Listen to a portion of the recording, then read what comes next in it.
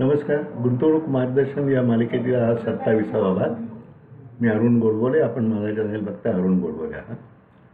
गुंतवणुकीची डायरी, नोंदवही किंवा इन्व्हेस्टमेंट डायरी कशी ठेवावी हे आपण सेक्शन वाईज बघतो. मागच्या भागात आपण 18वा सेक्शन पाहिला, म्हणजे लोकेशन ऑफ डॉक्युमेंट्स कसं असावं, कुठे असावं त्याचा चार्ट होता तो. आणि आता हा सेक्शन 19वा जो आहे तो details of income tax returns file अशा तऱ्हेचा मी त्यात योजलेला आहे. जे इन्कम टॅक्स भरतात त्यांनी आपलं इन्कम टॅक्स रिटर्न दाखल केल्यानंतर ह्या तक्त्यामध्ये ती माहिती भरावी असा त्याच्या मागचा हेतू आहे.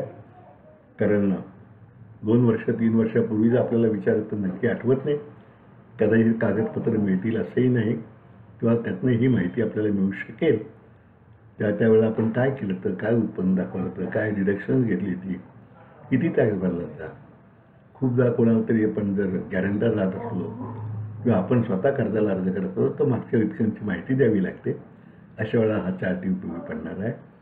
शिवाय आणखीन एक गोष्ट उपयोगी पडणारी आहे, ती मी शेवटी सांगेन चार्टची माहिती दिल्यानंतर.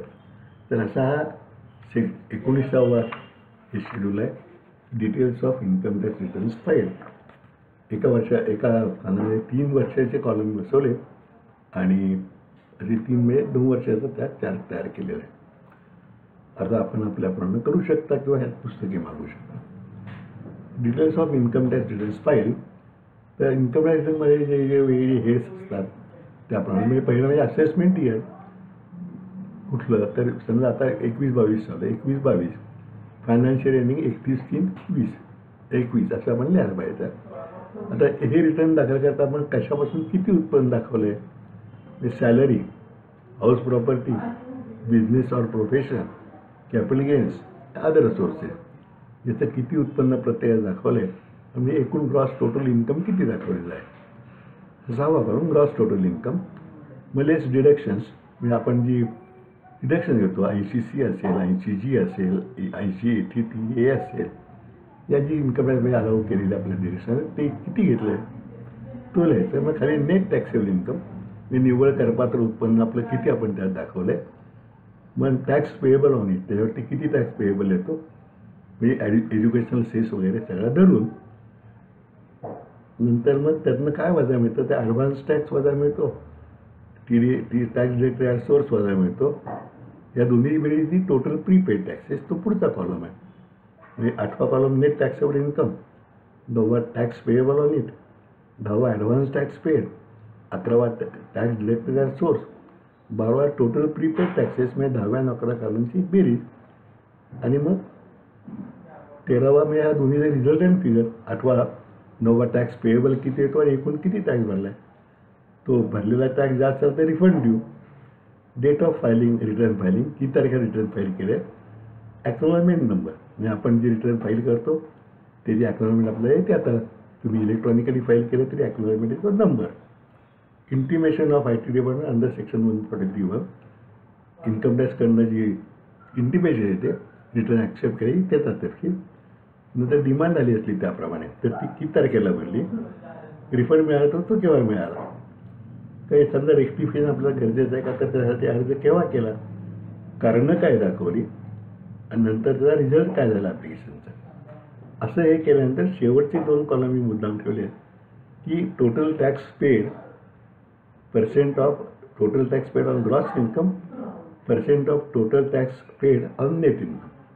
म्हणजे समजा तुमचं ग्रॉस इन्कम 20 लाख रुपये आहे, जास्त धरून ना, कमी कशाला झालं, आणि त्या सगळ्यावरती म्हणजे ग्रॉस इन्कम हे आहे. मग डिडक्शन्स गेली, कॅरी फॉरवर्ड काय काय गेलं, तर नेट इन्कम जे राहील तुमचं ते समजा 15 लाख रुपये राहिले किंवा ते 18 लाख रुपये. तर त्याच्यावरती एकूण टॅक्स किती भरला तो त्याच्यावरती काय पर्सेंटनी पडता येते. समजा 18 लाख रुपये उत्पन्नावरती तुम्ही एकूण 3 लाख रुपये टॅक्स भरला असला किंवा 4 लाख टॅक्स भरला असला तर ते टॅक्सचं पर्सेंटेज काय पडलं, तर समजा 36.3 वगैरे काहीतरी पडलं. मी थोडं जास्त टॅक्स कॅल्क्युलेट केला आहे, पण प्रत्यक्ष उदाहरण तो कमी दिसेल तुम्हाला. म्हणजे एकूण उत्पन्नाच्या तुम्ही क्रॉस इन्कमच्या 24% टॅक्स भरला असं दिसेल का, ते 20 किंवा 21% जास्त येत नाही. पुढचा जो कॉलम आहे की भरलेल्या टॅक्सचं नेट इन्कमचे प्रमाण काय आहे, तर तुम्हाला आश्चर्य वाटेल की नेट जे इन्कम आहे म्हणजे डिडक्शन्स वगैरे जाऊन जे राहिलेलं आहे त्याच्यावरचं जर प्रमाण काढलं आपण तर ते थोडं जास्त येतं. पण ग्रॉस इन्कमवरचं जर प्रमाण काढलं ते 9-10% कधी जास्त येत नाही. हे तुम्ही डिडक्शन घेतलं जातं तर त्यासाठी याचा उपयोग होतो. आणि 26वा कॉलम यात घातला आहे की नोट्स फॉर नेक्स्ट मी पुढच्याकरता काय काळजी घ्यायची हे खाली थोडी जागा ठेवली. तर अशा तऱ्हेचं आपण जर ठेवलं तर गेल्या 8-9 वर्षातलं आपलं सगळी माहिती त्यामध्ये तयार मिळू शकेल आपल्याला. मग सेक्शन 20वा जो आहे तो details of gifts received and given. आपण अनेकदा टॅक्स प्लॅनिंग करता असेल किंवा खरोखरीच जेन्युअनली कोणाबद्दल वाटलं म्हणून गिफ्ट देतो, नातेवाईकांना देतो, मित्रांना देतो. काही नातेवाईक आपल्याला सुद्धा गिफ्ट देत असतात. तेव्हा टॅक्स प्लॅनिंग करता आम्ही सल्लागार सांगतो की आता मुलगा संन्यास झाला आहे त्याला 1-2 लाख रुपये तुमचे गिफ्ट द्या म्हणजे त्याचं इन्कम टॅक्सेबल नाही आहे, तुमचा टॅक्स त्यातनं वाचेल आपोआप त्याच्यावरच्या व्याजाचा. तर हा गिफ्टचा तपशील त्यामध्ये लिहून ठेवणं आवश्यक आहे. तर त्यात मी असा तपशील घातलेला आहे की देणगी देणाऱ्याचं आणि देणगी घेण्याचं नाव, दोघांचे पत्ते, पुढचं कॉलम त्यांचं आपापसातलं नातं, देणाऱ्याचा पॅन नंबर, घेणाऱ्याचा PAN number, date of gift, amount of gift, समजा ही कॅश असली तर चेकचा नंबर वगैरे, डीडीचा नंबर, काइंडमध्ये असली समजा एखादा तुम्ही काहीतरी फ्लॅट गिफ्ट केला तर त्याचा तपशील, आणि ह्याचं काही रिटर्न डिक्लेरेशन केलं आहे का. समजा इमेल प्रॉपर्टी दिली तर आपोआपच बक्षीसपत्र होईल, त्याशिवाय होणार नाही.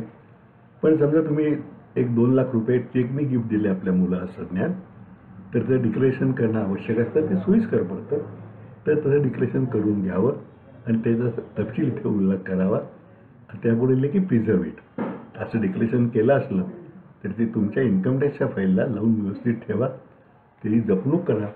कारण पुढे जेव्हा मुलगा संन्यास मिळवायला लागेल म्हणजे नोकरी लागल्यानंतर तेव्हा त्याला ते उपयोगी की त्याच्याकडे तेव्हा तोपर्यंत आणि मी 4-5 वर्ष गिफ्ट दिलेत तर त्याकडे तोपर्यंत 5-10 लाख रुपये साठतील.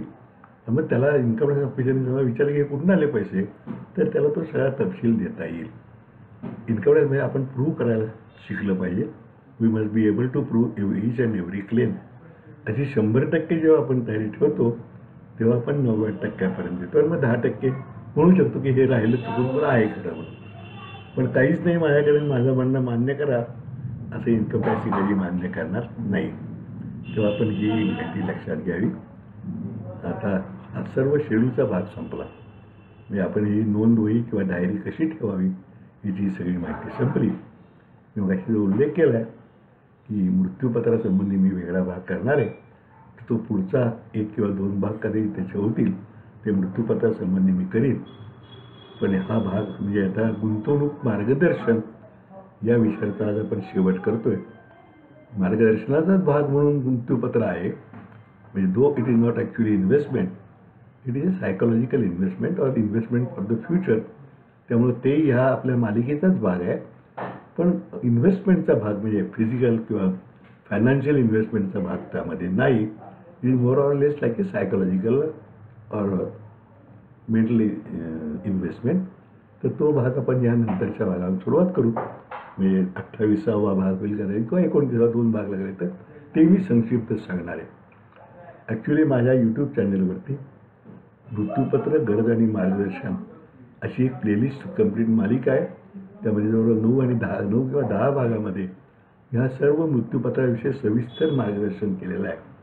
आपण तुम्ही ते जरूर बघावा. पण ह्या मालिकेमध्ये अतिशय स्थूल थोडक्यामध्ये मी त्याची गरज आणि वगैरे माहिती सांगणार आहे. मग याचा हा गुंतवणुकीचा इन्व्हेस्टमेंटचा विषय संपवताना काही मला चांगली कोटेशन्स मिळाली ती मी ह्या पुस्तकामध्ये घातली, ती तुम्हाला सांगतो. आपण ह्या भागाचा शेवट करू. उद्याच्या भागामध्ये मृत्यूपत्रासंबंधी माहितीला सुरुवात करूया. तुकाराम महाराजांनी सांगितले, जोडून या धन उत्तम व्यवहारे, उदास विचारे वेच करी. समर्थामध्ये 5-6 ठिकाणी म्हणलेलं आहे याच्याबद्दल. एक म्हणले, प्रपंची पाहिजे सुवर्ण, परमार्थी पंचीकरण. दोघांमध्ये मिळवते तितके बक्षिसी, ते कठीण समी मरवून जातील. दीर्घ सूचनेने वर्तती तेची भले. एका असं म्हणलं, आहे तितके देवाचे, ऐसे वर्तणे निश्चयाचे, मूळ तुटे उद्वेगाचे येण्या कारणे.